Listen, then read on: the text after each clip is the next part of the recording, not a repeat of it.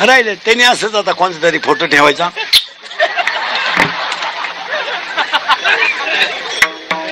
काय बायका देता महाराज. आजही मुलीला मुलगा पाहणे इतकी अवघड गोष्ट सध्या कोणतीच नाही महाराज. मुली चांगल्या ब्रिलियंट आहेत, पोरं कुठं आहे त्या लेवलची. कोणला पोरगी द्यायची. आपण म्हणतो सर्व्हिसला आहे, सर्व्हिसवाला सुद्धा कामाचा लोड शनिवारी संध्याकाळी काढतो